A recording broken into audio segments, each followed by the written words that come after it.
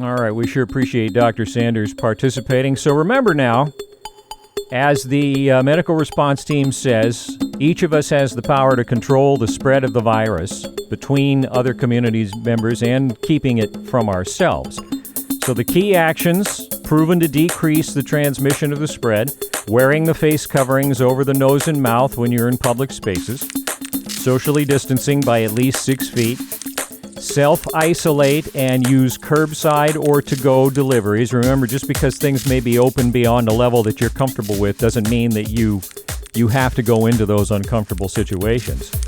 So if you don't want to go in a store or go in a restaurant, they've all been happy to bring things to you, so feel absolutely justified in trying to isolate as much as possible. Use those curbside or to-go deliveries. Maintaining the small social bubbles, as the doctor said. Only go out in public places when is necessary. Vigilantly wash the hands and wipe down the frequently touched surfaces. Now, you can find reinforcing information on all of this by going to covid19.cityofcordova.net. The 424 info line is there. The 424 well line with the recorded information is there. And just take confidence in knowing that you have a great deal of power. Each of us does have a great deal of power individually to control whether or not we catch this.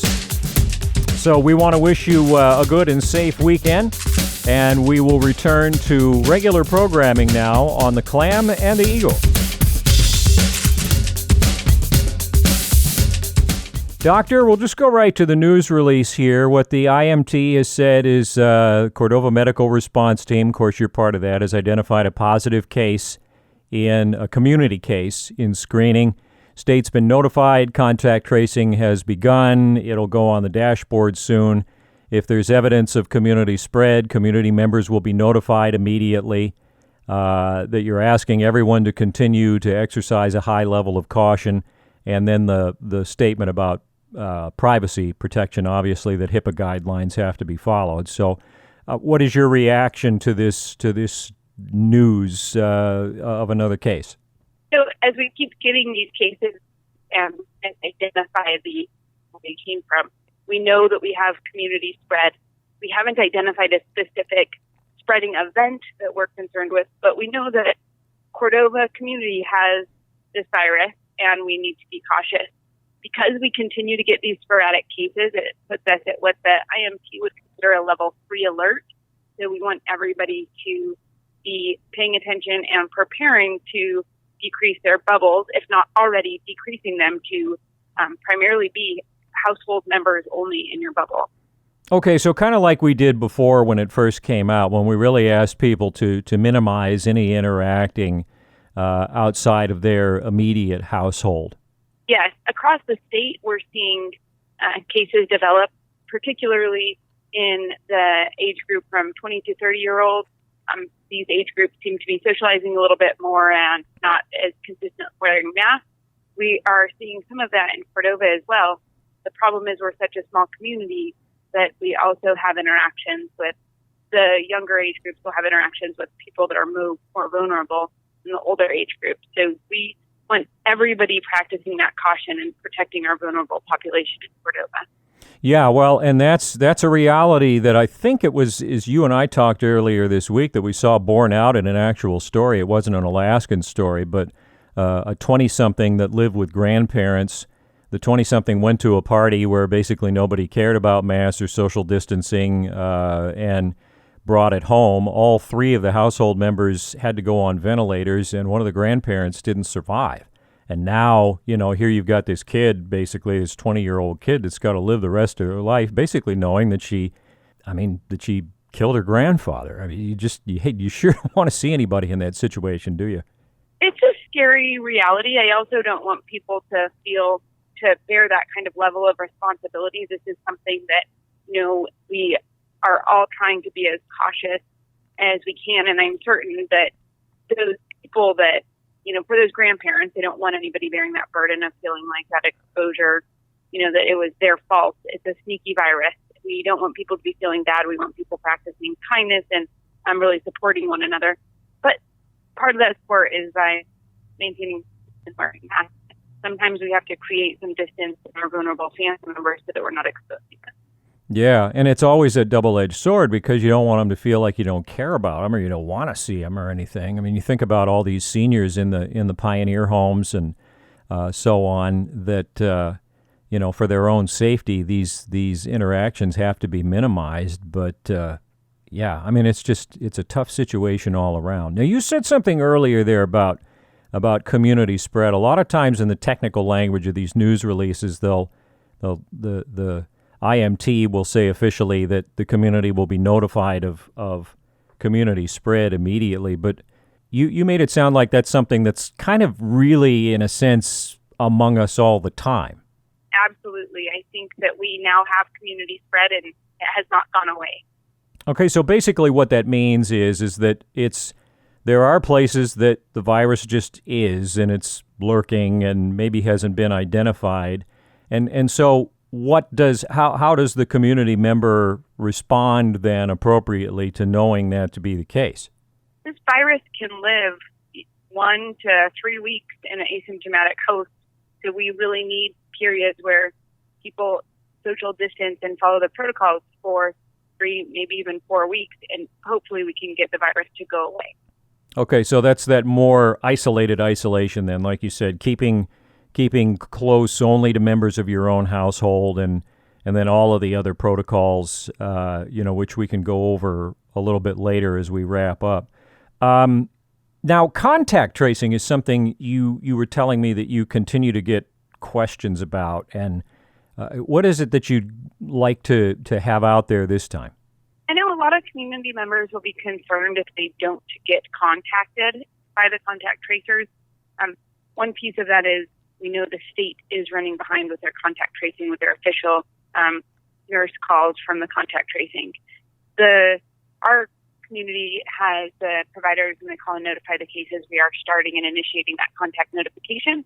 And that process, as well as the process with the state, is dependent on the individuals that are positive disclosing in a very honest manner all of their contacts. Sometimes people don't disclose their contacts. Sometimes people don't remember all of their contacts. So we ask the community members that feel concerned with any of their exposures to take their own personal responsibility with that isolation and getting tested. We recommend people that are close contacts to isolate for 14 days after the date of their last exposure. We recommend a test somewhere between 7 to 10 days in that quarantine period if they remain asymptomatic. If the individual that feels that they had a close contact becomes symptomatic, we recommend a test at that time. Okay, so you're talking then to people that think that they are probably contacts but have not been contacted by contact tracers. You're running into a number of those? Yes, there's a number of people that feel they might have had contact or heard through the rumor mill that they had a contact. Really what we're asking is for them to just be cautious with their behaviors, maybe call a provider and ask that they can have a better evaluation. But again, our contact tracing is only as good as the information that we receive. So we're doing our best, and I know the individuals that test positive, I don't think they have an ill intent. Sometimes they just get an encounter, or maybe the encounter didn't seem as close as that. One individual will interpret it differently. We're trying to support everybody's process and just encourage everybody to keep their bubbles small so that our contact tracing is easy. Okay. The small bubbles not only protect you against infection, but they also make the contact tracing work then. There's a dual benefit? Yes. All right. Well, okay, so we have, again, kind of the top story of the day, if you want to put it that way, is we have a new case, which will be reflected on the dashboard soon if it isn't already. And so to anybody out there who is concerned that where their worry meter goes up some when they hear news like this, what are the key things, again, from you in your position there, key advice from you to them as far as how to maximize their protection? Well, we saw in the processors that isolating the cases and quarantining works.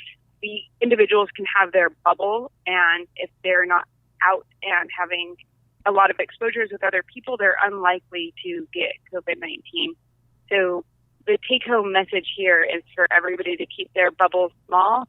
And with our combination of the public policies that we have that require masks when you're unable to social distance, and people following those guidelines and having that individual responsibility, we can get this. We can stop giving this virus a host in our community and have it go away.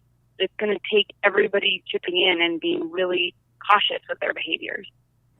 Okay, well, good advice as always, and you're obviously busy, so I'll go over the specific guidance again in the outro here. But Doctor, thank you so much for your time, and hopefully things will stay relatively quiet.